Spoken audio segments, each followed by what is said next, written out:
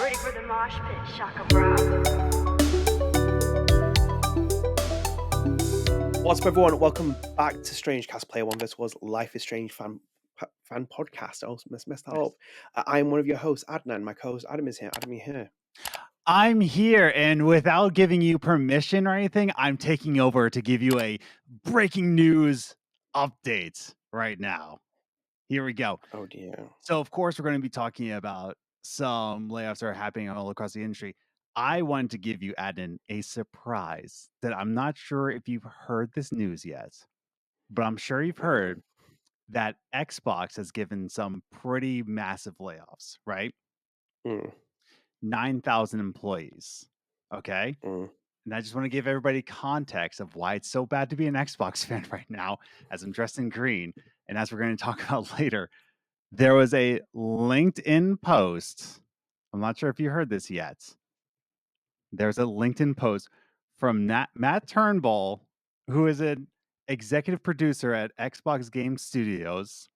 And he says, these are really challenging times. If you're navigating your layoff, if you're even quietly preparing for one, you're not alone. I know some types of tools engender strong feelings, but I've been experimenting with ways of using AI tools like ChatGPT to help you reduce emotional and cognitive load when it comes to job loss.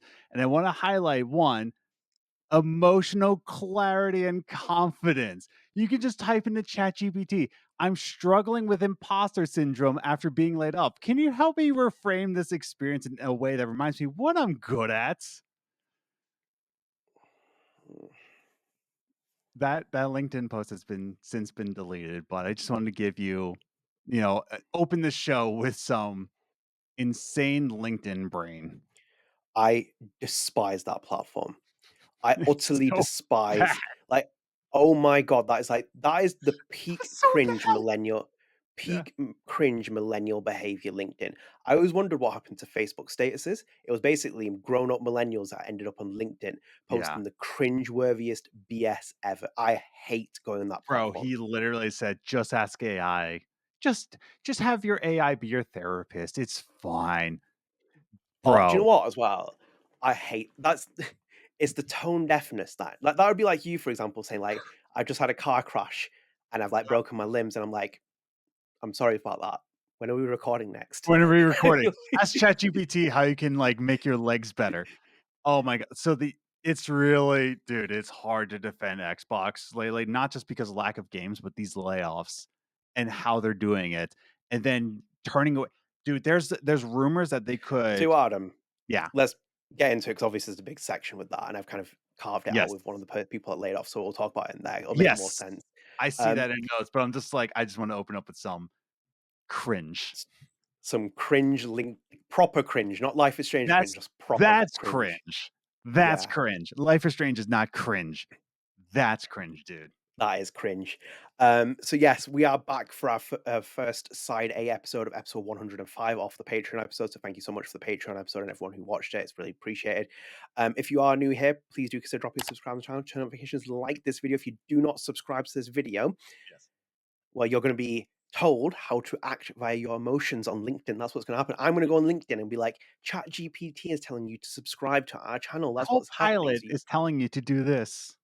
Exactly. So please do subscribe. We're almost at 2,000 subscribers. So if you can subscribe, it helps support the channel. And also, StrangeCast is available on all podcast services. So we're available on Spotify with the video version, Apple Podcasts. We've got 50 ratings on Spotify. We've got 321 followers. So do go and follow us there and subscribe and do that other stuff because you get instant access to your episodes. And you also as well, do rate us because you boost our visibility to other people who might find us. So Adam, we're back. We're obviously on Patreon as well, guys. So you can support us on Patreon because the last episode was a Patreon exclusive, and you can submit questions. This month will be the first part of that changing of tiers, where it'll be a Lost Records Journal X StrangeCast episode. So it'll just basically be one column, and you can just submit any topics via that. Same amount of length, same amount of time. It just means we don't record separate podcasts, which makes a lot more sense with that. So you can support us on Patreon, which is always greatly appreciated. Adam, we're back, obviously. We've got quite a few things to talk about. So should we kick things off into our first piece, at least with this side? Yes, absolutely. Kick it up to the chemist. Yes, up to... Oh, Jesus Christ. Adam, as you can see here, so this is a following up on the Don't Nod Montreal layoffs that happened. Obviously, we did a massive Fireside with A&A live stream, so thank you everyone who watched that, and for tuning in as well. You can go and watch that. It's on the VOD versions are online, and also the live stream version is online as well. And Adam, we're going to pick up off that, but we're going to go into a different area, which is that the fact that Don't Nod has responded now to the Montreal layoffs. I would have pulled Eurogamer's website up, but I'm not going to because I have my own vendetta with Eurogamer at the minute, and we'll talk about it in a minute. I'm just zoomed in for the wrong place, but as you can see, there's a graphic on screen. I'm going to zoom it in quickly. So, a PR spokesperson for Don't Nod Entertainment spoke to Eurogamer about the layoffs for Lost Records, Boom and Rage, and they put here, "We are saddened to confirm that following the completion of Don't Nod Montreal's Lost Records, Boom and Rage, we've had to make the difficult decision to proceed with a new round of layoffs, this time affecting the studio in Montreal. This decision was taken after exploring all other possibilities, all other possibilities, and ultimately reflects the challenging reality of maintaining sustainable operations in a difficult economic context for Don't Nod. We want to sincerely thank every member affected for the decision and contributions throughout the development of Lost Records. Their talent and commitment were instrumental in bringing the project to life." And obviously, just a reminder, if you haven't watched Fireside with A&A, the STJV, the French union, confirmed that 9 people have been laid off via these layoffs in Montreal, and then 7 roles have been suspended. So that is part of that news. And then just to add on here as well, as you can see here, I was compiling a list of people who have been laid off. A lot of people as well, doesn't matter what their positions are, a lot of people, human beings, have lost their jobs. And it's been quite impactful. Obviously, like, big name person that was Mary Pulio, who was the principal cinematic artist at Don't Nod Montreal, was laid off as well, which is sad. And obviously, as you can see, there's Alexandria Boschole Segel, who was also laid off in April. And I mentioned them as well. I've spelled their name wrong, so apologies about that. It's in the credits, it's spelled wrong. I think it's still in the credits as well. They also responded as well, as you can see here, a post, on Blue Sky, and they put, "I was laid off just 2 months ago. Now more of the team finds itself out of job. The heart behind Lost Records will never beat the same," which I think is very, very powerful. So that's basically the news roundup. So obviously, Adam, the first piece is that Don't Nod has responded to the layoffs now. And it's very, very sad. Obviously, we did a big 2-hour live stream on Fireside with A&A. You guys can go and check that out as well with Abby as well, so you can have a listen to the layoffs. But as Don't Nod has put there as well, has now reiterated, I think, what we know for a long time, which is the climate, the industry state as it is. No numbers confirmed in there, which also doesn't surprise me as a company for Don't Nod to say that. I do find it actually interesting that they didn't confirm how many people they laid off, because like they will report earnings later this year. So they're going to report the first Q1 earnings of this year. And that is going to show up anyway, because you will show how many people are in like when you're a publicly listed company, your employers are online. You can see how many. I've worked for a company that was IPO'd, and like the minute that happens, you can see how many employees work at the company. So it's going to show up in the statement, because obviously you start in the most brutal, ruthless corporate ways, that you start saving money, obviously, because you're not paying people salary, which is one of those trade-offs of working in a publicly listed company, because they want people to lose their jobs, because investors end up making money from that side. Very sad though, and very part of that statement. It's a shame to see it happens. Don't Nod Montreal. Yeah. You don't want it to happen to anybody. You don't like layoffs. Both you and I have been laid off in some fashion. Have you ever been laid off? No, I haven't, which is remarkable. Yeah, that's weird. Yeah. I mean, my version of layoff is that a restaurant closed down, so we all got, yeah. Apologies, not have been laid off. Yes. But No, many years ago. it sucks, dude. It's not a good feeling, because like Yeah. in a layoff, you're like, you've done nothing wrong. You weren't fired. You were let go because of circumstances with leadership. Yeah. Circumstances not only with leadership, but like in the climate. So, it's happening. We're seeing graphs about it all the time where, when the pandemic started, they thought they could afford everything because everybody was going to be inside all the time, playing video games all the time. And not only that, but inflation has risen to a rate that we've never seen before. Like, this is Yeah. at a rate that is just insane. Like, you couldn't graph this out. Like, for you to find out that, like, oh yeah, not everybody's going to be inside. That's something you could have predicted. But the way inflation has just risen, nobody could have seen this coming. Maybe you could Yeah. have if you're educated, which I'm not. But No, I don't think that's even the case because I know that the obviously post 2008 financial crisis, the world has Sure. changed and wages haven't kept up with things. But it's the pulsing shock of the pandemic and then the after Mhm. effects of Ukraine that has sent inflation out of a control way. Even if it gets as political as it is, even Jerome Powell can't see the next step of like lowering interest rates in the United States, and even the Bank of England, the UK, is struggling to forecast it because ultimately, as well, when your interest rates increase as well, they want people to lose their jobs. They want people to end. They want the country to end Yeah. up on the verge of recession because when the recession happens, you start dropping interest rates because you need to stimulate your economy, and you basically when you have a strong you'll see if you ever look at stock markets when you see strong reporting of like data of job numbers, the market just instantly reacts on that day and it's like bang, the stocks will start falling on that day because they don't want to see strong numbers in an economy when inflation is outstripping things. So as Yeah. you said, in this situation inflation has pulsated and I think it's ripped through the gaming industry because it's another piece of our news we'll come on to. Obviously you said Yeah. it in the introduction, but it has ripped through the industry and it's ripped through Don't Nod structure as well because Don't Nod is now sitting here after what 5 years of R&D and investment, sitting there thinking like, oh, hang on a minute, all the stuff that we just basically put our pipeline of plans into place, that is now all feels outdated. And Yeah. it's like it's a brutal reality sitting for Don't Know because it's like all those ideas, the projects, everything else, it all needs to be stripped apart. You see it in Don't Nod's earnings. They said that we're open to working with publishers. That's not just a we're open to working with publishers. It's we are open to working with publishers. If you have a contract, come and see us because we'll work Yeah. with you. That is the state of the gaming industry. They are all fighting for their lives at the minute. Yeah. No, it's terrible where they're at. Um, it's just not a good situation. It's just not a good situation for the entire industry, for any industry right now. No. Because like again, we're doing this strange cast and we're doing this.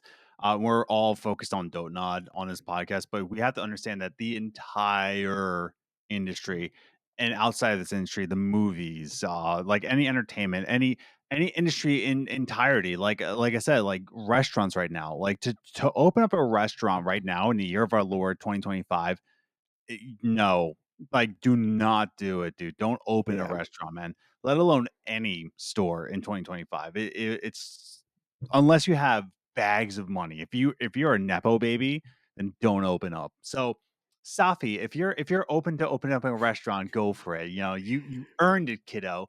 Um, but everybody else, don't do it. If you're a Caulfield, then don't open up a shop. No, Max Caulfield will return, remember, but that's another conversation itself. No, but you're right though, because I think I mentioned it on the episode I did with you and Abby and that fireside. I said like Jusant, for example, now is no longer a dream ambition game you can make anymore. Mhm. Jusant is the kind of game you make if you have extra cash lying over and you basically have a fan base. So it's like Castigarden has 1 million Spotify users, right? And he's getting paid the bills via that. We know the money conversion's not going to work that, Yes. but say you had 1 million people that were your fans, right? And they're buying your albums, you could set up Castigarden's side project, one of your other albums, and do that as a side thing because you know Yeah. that's going to make money because you have an established audience now and people will buy it and you'll break even with it or you'll make a bit of money from it. That's not a project you can now bankroll as one of your central games because that is not going to make you money. So, for example, and I'll say this in the most brutal sense as well, when Oscar Gilbert and Don't Nod, Oscar Gilbert is a CEO as well, says to investors in their report saying that our 2025 long-term strategy, we have a pipeline of games, Lost Records, Koira, and the Lonesome Guild of a rich catalog of games with long-term sales projections. One game has that in there. Yeah. One game out there is the one that can actually sell and do steadily well. It's not the Lonesome Guild, it's not Koira. They are too niche of a games. Not disrespecting those developers, those people who put their heart and souls into the game. They look beautiful, etc., etc. It's more about the reality of the industry you're in now. Right now, you have to make games that caveat for an audience of people. We've spoken to developers before. We've spoken to all kinds of people within the industry. They tell you, for example, you have to make a horror game because people will stream that. If you want Queso to stream your game, whether you think differently of him or not, you still need someone to stream your game, and it's a popular Yeah. genre. Alejandro works at Supermassive Games now. Supermassive Games went through a round of layoffs, remember, last year, Yeah. and he was still in his job, and thankfully still is in his job. But they make horror games, and that is fantastic because it's a genre-spinning game where people will do it every Mhm. single time. Look at Gun Media. Even if Texas Chainsaw Massacre is going offline, they're going to make another horror game in some kind of form because that's what people want. It's a good genre to like bounce off of. We have to have certain models in place. Like Remedy has their model in place, and they've like just being able to sustain Alan Wake 2. But it's like you sit there thinking like Alan Wake 2 would have sold tons of copies back in the day. Like Yeah. I mean, tons of copies in a realistic way. But now the models have all changed. You have to be really like strict with your budgets and the games you're making and what genres they do. Unless you're a big name player, i.e., Rockstar, you're not going to be able to like sustain yourself in this industry. So it's Yeah. pretty brutal, and it's brutal for Don't Nod Montreal because like the numbers are pretty crazy. Because let me just show you something actually, Adam, because I was just collecting data as well, and this was interesting for you to see at least as well. So these are what I could take away from some of their earnings reports recently from Don't Nod. So as you can see, this is Don't Nod's workforce. So it's 312 people from December 2024. So that was like the last time that they reported earnings. It was in October, and they forecasted that they have at the end of the year they have a decrease of 7%. So they're just sitting on 312 people. 2023 it was 336 people. December 2022 as 324 people, and then 2021 is over 320 people. And obviously, if you take the 16 layoffs that happen now, i.e., the 9 layoffs and the also the suspensions, you're coming under 300 now at that point. So it's like that has impacted the studio. It has impacted Don't Nod quite a lot, and I think in itself as well. Let me see if you can pull the other thing up here as well for at least for Don't Nod. Actually, I can't see it now. I think it was an interview of Frederica Sargent back in the day when we were covering it. Is in 2022, and the studio was only 33 people. Don't Nod Montreal. I think it was in 2022. It was about 33 people. They've basically come down to that number, almost in that ballpark. They scaled up for this game to come out. They got all the stuff done, and they basically almost back down to that. They're probably 30 plus people at Don't Nod Montreal right now, and it's like the numbers have just come back down. So you're basically back to square one. So it's not even like you can have like Mary Pulio preparing for your next game. You basically are back to square one, and then you'll have to hire a principal cinematic artist again further down the line. And then also as well, it's going to be a different principal cinematic artist, and they'll have a different flair and a different style. So you're already impacting the continuation, as Abby said. Just sad. You're impacting this, and then like we're going to be talking about other things, but yeah, you're also impacting legends within the industry. I mean, Yeah. like I was just about to say, there's rumors with Xbox wanting to like cancel contracts with Hideo Kojima. There's rumors that they want to like be out of the contract for OD. I was like, dude, if you put on like Webster's dictionary of games that will sell, you put Hideo Kojima's face right smack there. What are you talking about, dude? So have you you also see John Romero's game got impacted as well? dude, I'm talking about legendary developers. I know. I'm like, how do you have, and it's made by Romero Games. Like you put it on the marketing, Romero. It's a FPS shooter, and you're like, and his partner, I can't remember his partner's name, but like put out a statement saying that like yeah, we have been impacted by this. So sorry about that. So I'm like, oh my god, dude. John Romero, dude. Brenda. Yeah, Brenda Romero put out that statement. I was like, are you kidding me, dude? And then again, with the whole Hideo Kojima thing, and I'm just like, dog. Like rare industry, like Rare Studios is like out of like Legends. I'm like, dog, man. It's You've seen it brutal. over the years, man. It's interesting because you can use two poll gauges for different studios. You use Rare, for example, an iconic former studio, which is a hollow former shelf of itself. A hollow, hollowized. That's what where it was now. It's completely hollow from what it once was. So you have Rare, for example, and then you compare it to like Bend, which is another recent example, which got absolutely obliterated after Days Gone and is like all over the place. It's like the studio dynamics and the way that the gaming industry it's going to implode. Xbox had Shinji Mikami in their grasp, dude, and they just let him walk. I'm like, are you dog? Oh my god! You want to move on to the next piece of news because it kind of goes into it. Yeah, for sure. And also as well, this is why Nintendo laughed out. Was it Nintendo Xbox. that laughed out Xbox? Yeah, It's like Xbox. They're like, we'll buy you, and then, are you kidding me, dude? Yeah, they ain't playing that game. There's no point with that. So let me just go into the next piece and complete it into that part, as you said there. So Adam, as you can see here as well, this was another piece as well, which was I think we could bleed it in here. So Andrew Auseon, who is who was the senior writer on Deckline's Life is Strange Double Exposure. He was also credited for written role in the Expanse Telltale series. I think he was also a game audit role on Lost Records Blue Mirage for Don't Nod Montreal. His latest position was at ZeniMax Online Studios. He has also been laid off amid a wave of layoffs at Microsoft. As you can see that as well, it says that he's working on Lost Records. And just to pull it up as well, if you guys aren't aware, I don't know how you aren't because it's pretty much everywhere in the news. As you can see here on GameSpot, it says here as well, more Xbox layoffs announced. Phil Spencer claims they were necessary. So it's like the tough times at Xbox are continuing as Microsoft is cutting more Xbox staff and reportedly cancelling games. This time comes at Microsoft stock price is soaring and profits are up. Variety confirmed that Microsoft is cutting less than 4% of its global workforce in this latest move, including staff at Xbox. Microsoft had around 228,000 people by the latest count. So the cuts would be around 9,000 people. We continue to implement organizational and workforce changes that are necessary to position the company and teams for success in a dynamic marketplace, a Microsoft spokesperson said. As you can see there as well, according to Bloomberg, Microsoft's Barcelona-based mobile game developer King, which obviously acquired via the Activision takeover, is cutting 10% of its staff, which works out at around 200 people at the Candy Crush studio. Cuts at ZeniMax's European offices are coming too. VGC reported that Sea of Thieves developer Rare was affected by the cuts too, and that the long in development game Everworld was cancelled as a result. Jason Schreier of Bloomberg said a new MMORPG from ZeniMax Online Studios was cancelled as well. Good. Yeah, Everwild looked amazing, dude, and just got like 7 years. It was in development for 7 years, Everwild, and now nothing. Crazy. It's so dumb.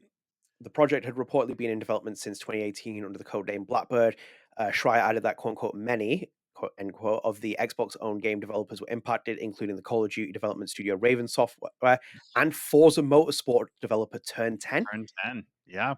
Yeah, Raven Software is also a legendary game industry. Like they made a number. I'm thinking of shoot, I just Insurgents. No, Singularity. They made the game called Singularity. It was amazing, dude. And then it became a Call of Duty developer. But yeah, Raven was just so dumb, dude. I hate this. As you see that as well, quote unquote, nearly 50% of the staff, end quote, were affected by Turn 10, he said, Jason Schreier. Microsoft Gaming CEO Phil Spencer sent a memo today addressing the cuts, saying job losses were necessary to allow for the enduring, quote unquote, enduring success of Xbox. He said, "We will end or decrease work in certain areas of the business and follow Microsoft's lead in removing layers of management to increase agility and effectiveness." He said, end quote. Spencer also addressed there's a lot of stuff here. I'm not going to go too much into it because we're not a thingy one there. I'm just going to close that there. Adam, I know there's another piece of news that I just skipped by, but we'll come back on to that in a moment. I think it's the Tell Me Why one. It's getting real tough to be an Xbox fan. Like it's already been tough in terms of like a console wars thing. Like, oh, you guys don't have any games. It's like, yeah, but hello, the Game Pass, dude. The latest rounds of layoffs in Xbox, it's getting really tough to be like, yeah, but I love Xbox. It's getting real tough, dude. It's getting really tough, man. They'll just become a software business. They'll become like Sega. Yeah. Shout out to Life is 2D has been like on their game about like hating Xbox lately. So Life is 2D is like all in the action. But man, what a I'm trying to say this in a nice way that you don't have to blurt it out. What a dumb thing. Mind. What's that? I'm not gonna speak your mind. I'm not gonna bleep it out. What a batshit crazy decision making this all is. Like, it sucks to be a consumer right now. It really does. Because like even think about 2007, right? Think about this. That can a movie come out like super bad right now? Can a movie come out like super bad? Can a movie come out like the Simpsons movie, which also came out in 2007? You know, this weird kind of movie that makes zero sense, or even like a movie like, no, this didn't come out in 2007, 2003. I'm thinking of Napoleon Dynamite. I want to say that was 2002, 2003. Can't remember what year that came out. I remember I was in middle 2004. 2004? Okay. I remember I was young, really young. So meanwhile, Michelle is like saying like, "Yeah, I was really young in 2004." He's like, I was in my 20s." Old fart. But yeah, like think about that. You don't get these anymore. I No. was having a conversation with another developer out here. Shout out Raleigh for the indie game development here. I was talking to another developer because I was telling him that I have an iPod, right? And I've been Yeah. just listening on my iPod. Says like, oh, like I wish we could go back to iPods. I'm like, yeah, me too. I wish we could go back to iPods, but because the train has moved in this direction, trying to tell people. Now I know there's a movement that people are like going backwards, but it's more of a trend rather than like an Yeah. actual revolution of like going backwards to an iPod. Yeah. I think it's the same thing with movies right now. We can have a Mhm. trend of like movies like this, but the industry won't allow it because the industry has put themselves in a corner. Let's be Yeah. real here. They put themselves in a corner that they always have to grow, grow, AI, AI, AI. Now they put themselves in this dumb fucking corner, like really dumb. Um, and like, how do you escape from that? You know, how do you back away from that? How do you go about saying like we want experimental things again? We want something experimental. We want something that's going to excite fans, not excite our shareholders. We are now in late stage capitalism because of capitalism. Like this is nobody's fault except for executives' faults. You know, it's just mind-bogglingly stupid, and I feel bad for Gen Z and Gen Alpha that will never know a time that you can go to a movie theater and just scroll through the movies and seeing which one you want to see, not Exactly. which one is like worth seeing, paying $20 for a ticket. They're never gonna have We've that. eliminated choice. That's the Yeah, thing we with have. it. And we've talked about this a million times on the podcast. I talk to this about people all the time.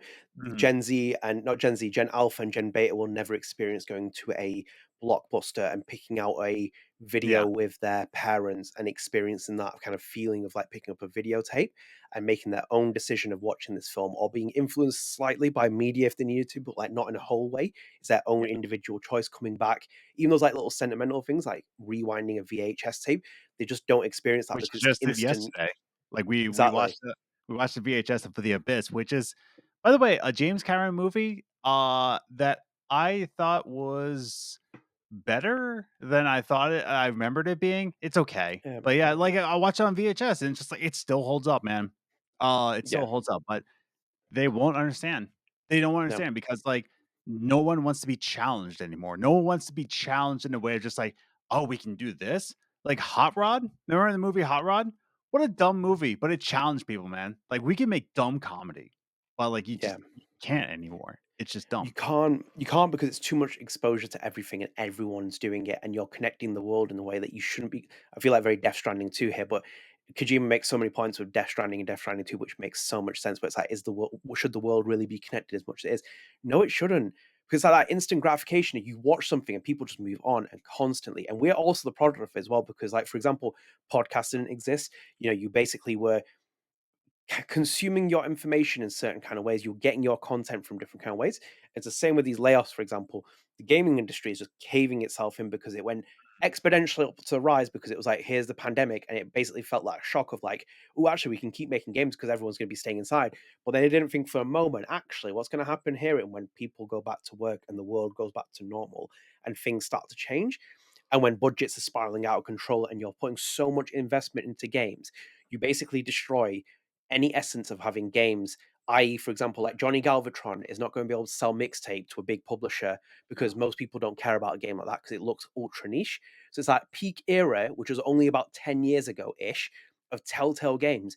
Those games would not be made by most publishers because they look at it thinking, not worth the risk. It's not going to sell. It's really niche. Is it worth the gamble? Nah, nah, nah. And so, as you said, with super bad, all these films, not going to happen. So you lose a lot of soul. You lose a lot of art. You lose a lot of things. Even Twin Peaks, bet you 100% David Lynch would not be making work right now. That's No. a big statement, but he wouldn't be because people would be like, his work is way too niche for me.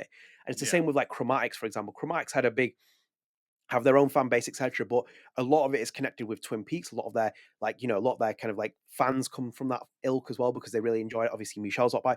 Would Chromatics be as successful now?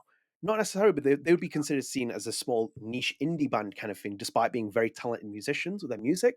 You're in that. So as you said, you are at peak stage capitalism, but you're basically at an implosion point as well, because now it's not about, because interesting, I saw Alana Pierce talk about it because she was talking about it again. She was like, I didn't agree with this as well. She made a big sweeping statement saying like, this is for stakeholders and all this other stuff. Microsoft, not the case. I don't agree with that statement. If it was Yeah. Don't Nod and Don't Nod laid off 100 employees, you could make that argument because they are a video game company. No. Microsoft, Yeah. Microsoft Microsoft, is a they put software. themselves in the corner. Microsoft put Yeah, themselves in this.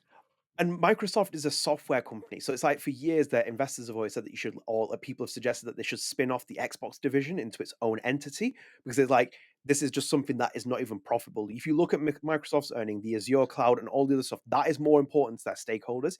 Yeah, okay, job cuts are, but they can cut into different areas. They're not that bothered about Xbox. The Xbox division is barely anything.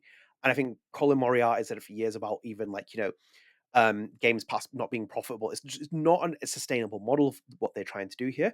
So it's like, Yeah. for example, Andrew's been laid off there as well from like Thingy from ZeniMax, and he's just like recently been working at like Deck Nine, which got hit by layoffs last year. This will be a news that will keep going. This is the industry.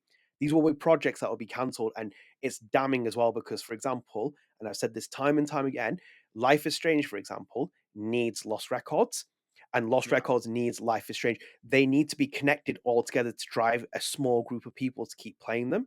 And if they disappear, then the next one's going to disappear. Because look at, for example, Telltale. Look at the impact that had for other studios around it and games that were being made. That entire like buzz and hype from the Telltale era has gone now. So it's Yeah. like, you need other games and franchises to bounce off of. And it wouldn't surprise me if a lot of these big name publishers start canceling a lot of projects, even if they're late into development as well, because they might just be like, we're done here now. It's like, we can't make money off it. We can't like sustain something off here. Let's just go from it. Yeah. No, it's just dumb. I hate it. Yeah. I hate this era. But dumb, stupid. Late stage capitalism is just stupid. Everybody's eating everybody, including some music apps like Spitfire. I believe Splice is acquiring Spitfire for like AI music technology. I'm like, oh my god, dude, I hate this. I hate it. Dumb. They'll turn It's it into dumb in all everything. industries. It's just dumb in all industries. Like Yeah. AI algorithm. Bro, when I see commercials about oh, producers, music producers, you can finish tracks faster thanks to this AI tool. I'm like, dog, there's a middle ground between like helping out a brand new producer and just actually like not needing a producer at all. It's just Yeah. dumb. I hate it. I hate this, dude. It's so dumb, dude. It is Dumb. dumb. It is really dumb. Because like, look at this as well, before we move on from this as well. Yeah, go for it. As you can see here, and you mentioned it before, look at that. So this is the GameSpot article. So it's all the Xbox games cancelled and studios closed in Microsoft's layoffs. So it's like, look at this. Raven Software, bang, hit. Turn 10 Studios, bang, hit. Forza. Like, Jesus Christ. Everyone was like wild about that. Rare and Everwild, bang, hit. Dumb. A new MMO from ZeniMax, bang, hit. Perfect Dark and the Yeah. Initiative, another Yeah. one. Like, come on, man. It looks so good. Oh my god. Yeah, High High Moon Moon, Studios. Oh my Sledgehammer god. Games, Yeah. hit. Blizzard and Warcraft Rumble, hit. Halo Studios, Halo hit. Studios.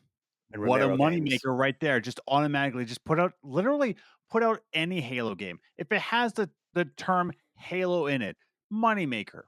What are Yeah. you doing? What are you doing? It's ridiculous, dude. Like, No, stupid. they're going to end up being a software company, Microsoft, and they'll just basically put these games onto PlayStation, like with with Halo and stuff. Because it's just good. They can't sustain the models that they're doing, whether it's No. via Games Pass, whether it's the climate. Xbox's peak era has gone in a respectful way as well. Same with like even PlayStation. Even PlayStation's going through that. Jim Ryan era has been disgraceful for Sony, and it's like Sony is now trying to ripple its way out of it. Because what was that game that was cancelled last year? The online MMO one. They bought, I can't remember what it's called, Fire something. I can't Oh, remember. I can't remember what it's called now. For I life can't of remember. me. I feel bad. I Um, can't remember it, but I can't. Yeah. but I mean, like, this is a continuous thing. You kind of become numb to it though, as well. That's another Yeah. thing as an observer. You got to How become a long bit have we numb been to it. reporting on these layoffs? We've been reporting it since 2023. Just like Yeah, layoff after layoff after layoff after lay. I remember when reporting on the Deck 9 layoffs that they had 3 layoffs2 within a years. year. Like Yeah, it's even a year insane. actually. Yeah, yeah, I'd Yeah, say like it's even a year as well. So if it was like it was like February the summer, and then I think like later in November the next year or something like that, just off the top of my like head. It's a 3 quick, within a year, dude. Like, and oh my that's god. and that's a studio that was peak 200 at one point, I think, with Mm, like the Expanse and all the other stuff. It was hitting around about 200, if not above it, and now it's in like tatters along with other studios as well. Even Don't Nod as well. Like I don't think this is the end, Adam, for them as well. Because like no. even with the STGV, do you think the STGVs could be sitting there being like, "Oh yeah, actually, we'll just put a statement out there. We're not going to rally our union again from this." It's going to be another wave of this. They're a French union as well, STGV. It wouldn't surprise me if they start getting after this kind of stuff, and they're looking Oh, at it and be like, "Okay, let's get bigger strike movements going." It's just sad time. Adam, should we quickly bleed this into one other piece of news as well? Because actually, it'll kind of tie in perfectly. yeah, Um, as yeah. you can see here as well. So this is from Arnaud de Pischoff, who is formerly of Don't Nod. I think he was former Don't Nod head of productions for a while, but he was also the executive producer on Tell Me Why. He was the Mm, Mr. Luke Bagadost of Tell Me Why at that point. And he put here as well on the 4th of July. I just learned that the Xbox publishing team I worked with on Tell Me Why have been heavily impacted by the Microsoft layoffs. I'm super sad about it. Those great people were the best partners you could wish for as a developer, extremely professional, supportive, and kind. Team, you are the best. mm. Which again is like again another summarization of like how bad that industry is. It is literally just like brutal at the minute. It's collapsing on itself. The video game industry, it really is. And it's going to be like it won't end, but it's going to end creativity and original ideas and little niche projects and stuff. I think it's going to become quite cutthroat. And it's going to become quite manufactured games. I'm very sad with what's happening here. And it was also brutal with like Don't Nod Montreal because I think we have a piece in the side B which we'll talk about with like Lost Records, and it's like it has like these little things where it's picking up recognition. It's like, hang on a minute, you're laying people off, and this is happening. Awful, awful, Brutal. awful look. It really is like I if my whole games library, like I'm like fully invested in the Xbox ecosystem, and it sucks that I am. Yeah. Because I've been an Xbox fan since day one of the Xbox. Like I got Mhm. the Xbox like in 2001, right? Like I was there like every way through the steps. So if I wasn't so invested, and I know man, it's just terrible, man. Like again, once again, I like Xbox ecosystem. I like the games on Xbox. Whether you Mhm. want to say that like there's no games on Xbox. I love Halo. I grew up on Halo. Like I love Gears of War. I love Forza Horizon, like I love I liked Recore for what it was worth. I love the Tell Me Why series, right? Like I love Xbox. I did. But like this is getting really like morally speaking, like this is getting kind of like It's unpalatable, is the word you're it looking really for. is. It's getting really hard to defend Xbox when they have all these bangers in their midst, right? And they just Mhm. take the dumbest leadership moves of like again, talking about Halo Infinite. What a dumb move. What Yep. a dumb move. You should have just put out the Halo Infinite multiplayer just to like hold things over and then made a new campaign from it. Yep. Because the Halo Infinite multiplayer was great, but man, it's getting really hard to palate Xbox right now. It's getting really, really difficult, man. Like Yeah. it's dumb, man. So It's a dumb. different time, Adam, because like even me, my adolescent years were played made up playing Gears of War on Xbox. I was a big Xbox player, like big Xbox 360 Yeah. player. And even when you mentioned it with 2001, all I'm getting flashbacks is to like fucking Bill Gates standing next to Dwayne the Rock Johnson Yes. revealing the Xbox, and that just doesn't Yeah. exist anymore. Like now it would be like Sabrina Carpenter in Fortnite with an Xbox like dancing, and that's what would be the Yeah. promotion. And it'd be so like soulless and destroying like any kind of integrity with the gaming ecosystem. That's where we're at with video games. So it's like even for example, the biggest example, look at Life is Strange, look at the logos.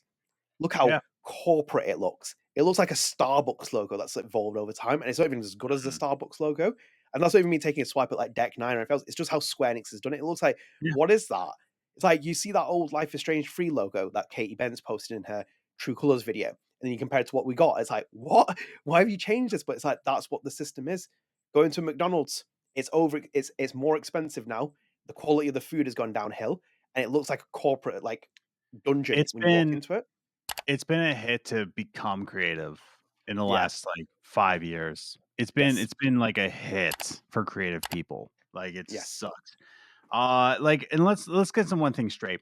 Capitalism has always taken advantage of creative people, like from the Yeah. dawn of time. As soon as a capitalist pig sees a creative person, like, ooh, dinner time. Like that's what they've always done. Let's be real here. But like this is at an astronomical level that I've never seen in my lifetime.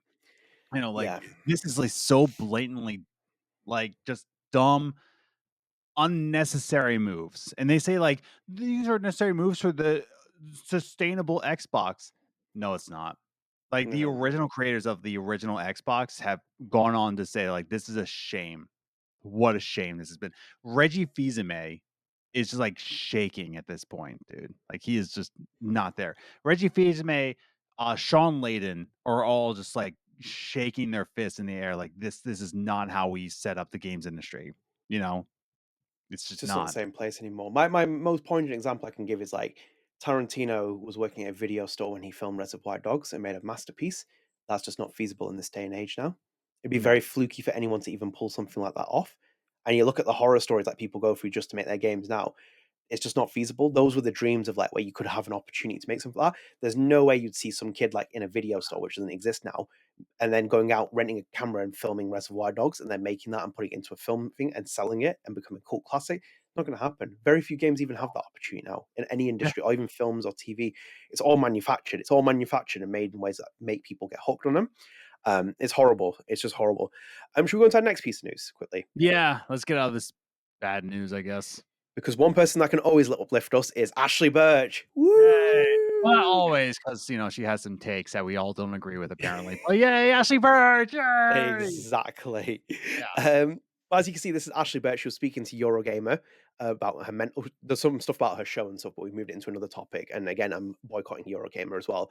As you can see here, Ashly Burch put in this quote as well. She put, I think that game, which was Don't Nod Life is Strange, hit people in a way that it did because no one was used. Sorry, hang on, I'm zooming this in. I think that game, Don't Nod's Life is Strange, hit people in the way that it did because no one was used to seeing a game about a murder mystery and time manipulation, but really it was another about two teenage girls, Max Caulfield and Chloe Price, figuring themselves out. I think it had such a massive impact on the industry because no one had seen a game like that. I think it was really surprising to see. Sorry, it was really surprising to people that someone would make a game about the lives of teenage girls and that it would be impactful. I really like it. Sorry, I really like when games can stretch beyond what we are used to seeing from them and expecting from them. I hope they continue to do that. I think we all feel the same way, Ashley, but I'll just say something there as well. For example, it had a Yes. seminal impact on the industry. It really did. It would never be made now. That's the kind of game that is just not even going to have a chance. So let's get something straight here. As you see my He's done his gams pose. here. Yeah. Let's just get something straight here, right? And we get we get this like really cool, amazing title that has influenced the games that have come today that makes more money, right? That these capitalist pigs, that these little cocksnots that call themselves people, right? Are just consistently saying like, no, it needs to be money makers. You need to be money makers, but they don't. Let me just get a little closer. They don't understand that just maybe, that if a game comes in and it just influences other things, that maybe people will become copycats. Let's say Skyrim comes out, and what does Skyrim, Mm, consistently get copied over? We get The Witcher 3. Okay. mm, And then The Witcher 3 becomes moneymaker. And then more people become moneymakers. And that's how we got open world games becoming moneymakers. Then we get Life is Strange, right? That mhm, influenced games such as, Oxenfree, that I don't know if it was a moneymaker, but they got bought by Netflix. So it's enough of a moneymaker. What I'm trying to say here is that, what I'm trying to say here is that if you think that you want to be a capitalist at this day and age and seeing how capitalists treat industries that are easy money makers, I don't know what to tell you, buddy. Because yeah, Ashly Burch is right. That it has affected the games industry in a way that we'll never see again. You know why? Do you know why, Adnan? Why? Because of capitalists, and I hate them so much. um, so that's my thing. Do you like my gams, Adnan? Is this good content for you? It's just yeah, the likes are going to go through the roof at this point. Oh You're yeah, going to be milking it. they're going to be milking something, Adnan. They're going to be milking something if they come by my house. So that's all I have to say about them. That's all I have to say about things. And I'm just annoyed. I don't know if you can tell, but I'm a little bit annoyed by this whole situation that's happening. Yeah, Could you tell? it's just a little bit. Didn't see that much walking in my lifetime on a podcast and moving around. I was like, where's he going? It's like, is he going to go out the window? I'm like, this is going to be awful. The window's right here. I was just dove right through. So yes. Just dangling on it as well. He's like, oh no, I'm still here. I'm like talking. No, yeah, it's hard because like when she's saying it's like you vibe with every word she says, but the industry is not painting that picture. It's doing the exact opposite, and it's like such a shame because it's like that. Because like already, Life is Strange was a hard sell for Don't Nod as it was because publishers rejected it because it was two female Yes. characters, and it's And like now that's the other thing though. Like that nobody I'm not trying to say that every single aspect of capitalism is incorrect because what do you do when you see something like this? How do we, let's say it together, everybody, like this is Sesame Street. How do we capitalize on this? How do we continue to build on this? How do we make this into a business so that we can flourish as an industry? yes, That's not incorrect. What is incorrect is just how can we run this into the ground like we which did is what they're doing. skateboarding games? You know, Yeah, it's just so dumb. I hate this. they're destroying the Ashly soul of Burch the made, gaming industry. yeah, but no, like Ashly Burch is correct. That like we haven't seen something like this, and it struck the industry and it influenced other things, and it just oh look at that, it made the industry flourish in 2015, right? 2016, 2017, 2018 was a banger year for video games. Yep. Just dumb. Hate this. The Hate fall off's this. been remarkable. You can see it as well. I walk into a CX, the game shop in the UK, which is the main game shop. Even game doesn't really exist now. It's like in the back corner of a JD Sport or Yes. somewhere because of that. And you walk into it and you look at the PS5 shelf and it's like two columns compared to the 4 or 5 shelves of PS4. And it's like, which console generation are we on again here?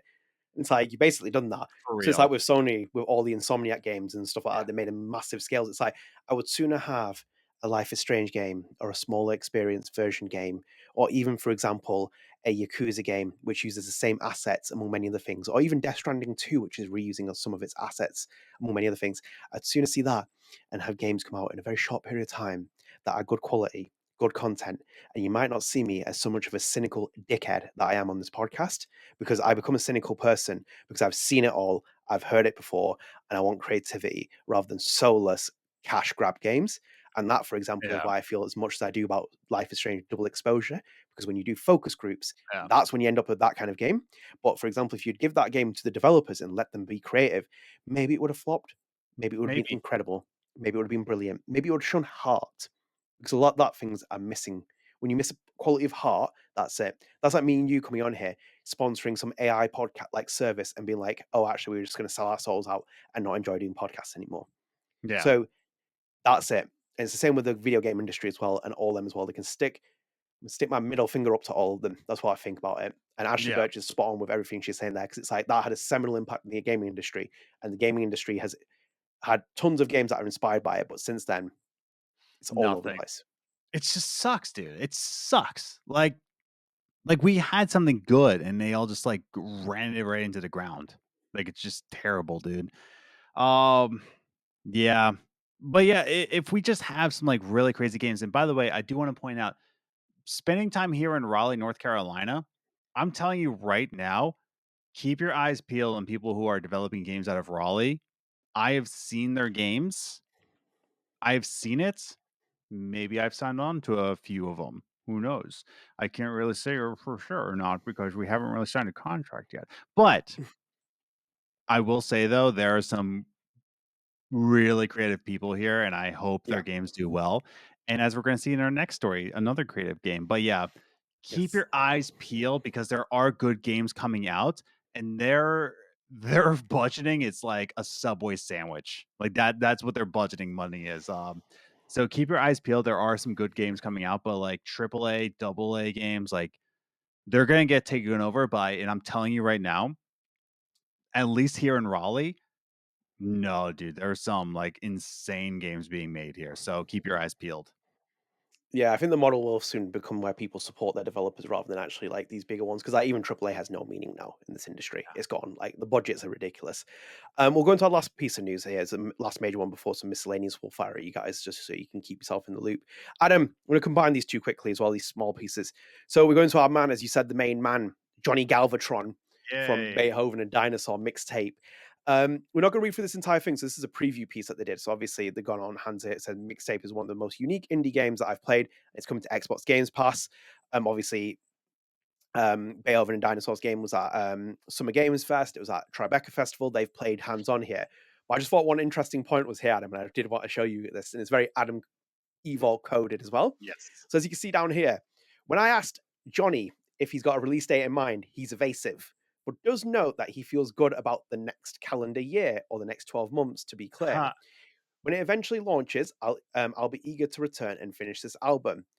To close out our discussion, I asked Johnny if there was anything else he wanted potential players to understand about Mixtape.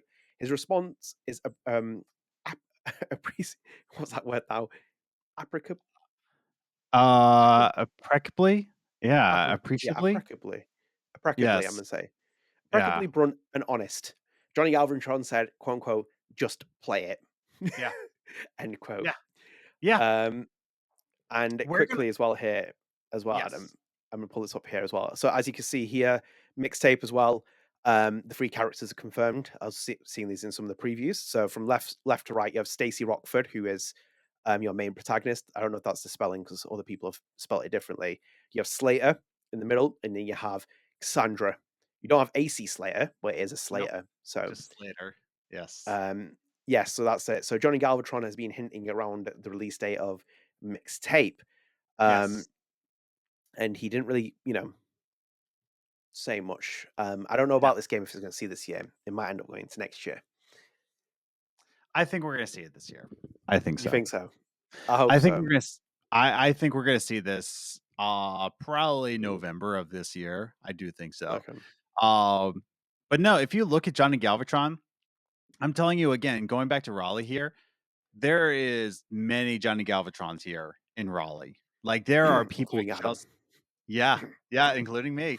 Uh I've met two developers here who are making their game. I don't want to say what it is just yet, because I want to give them the rights to release it. But they have such a cool vision of what video games are. There's a lot of developers who are just like Johnny, who are just saying, just play it, dude.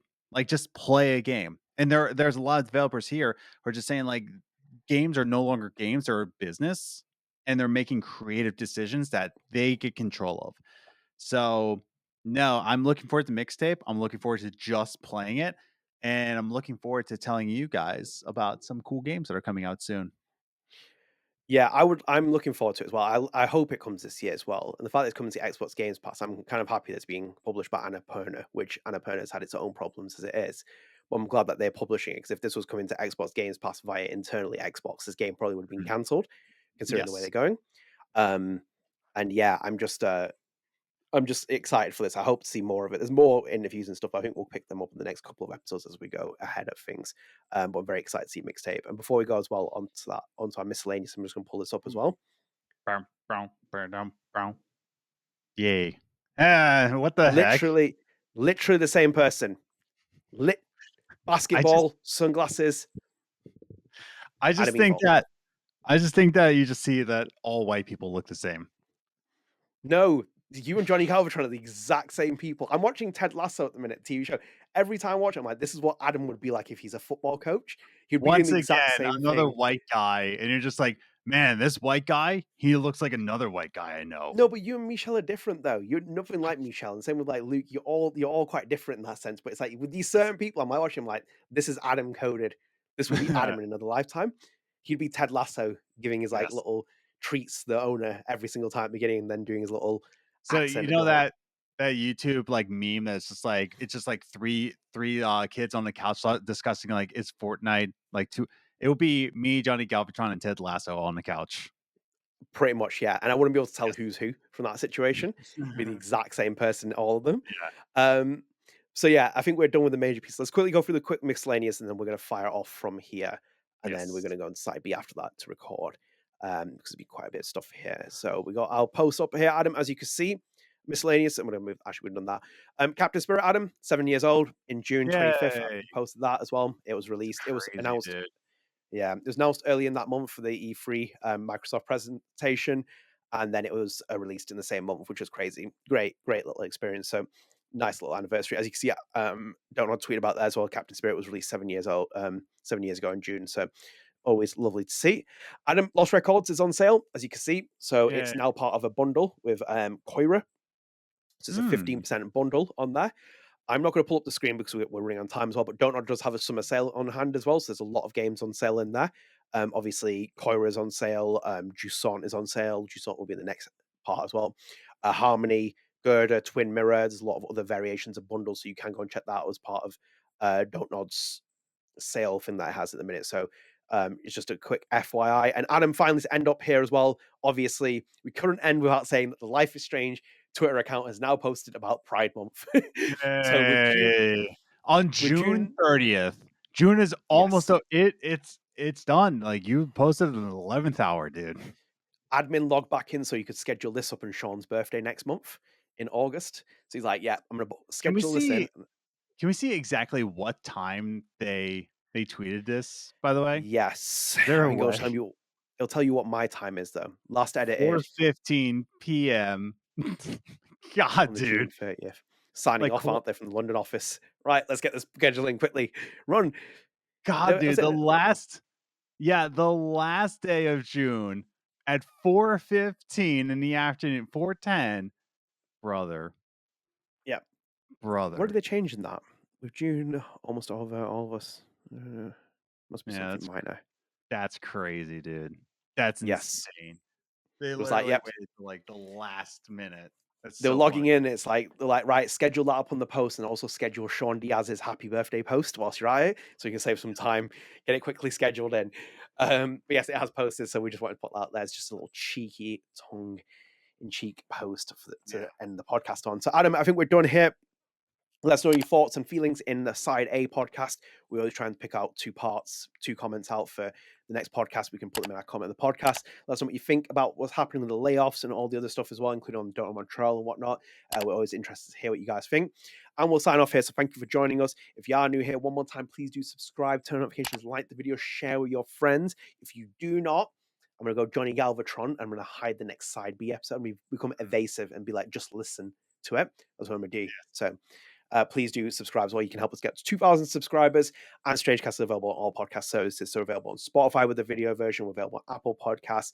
We're available on all those platforms. So do go and check us out there because you get instant access to the episodes as soon as they become available. And I always seem to keep forgetting to do this, but I'm going to have to put this back in here, Adam, as well, because I've completely need to get more used to this. A shout out to our Patreon subscribers as well and our Patreon producers. So as you have here as well, we have Kevin Lackner, Sundy, Clare McLoughlin, YellowFlash, Jake Churchill, Carly, and GordbabyMedia, who are all subscribed via the Patreon. So thank you so much for supporting the channel. It's very much appreciated.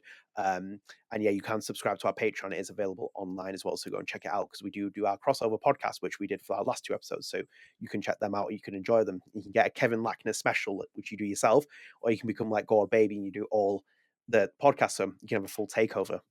Yes. So, yes, I think we're done here, though. So, thank you for joining for Side A. Stay tuned. Side B will follow up very soon.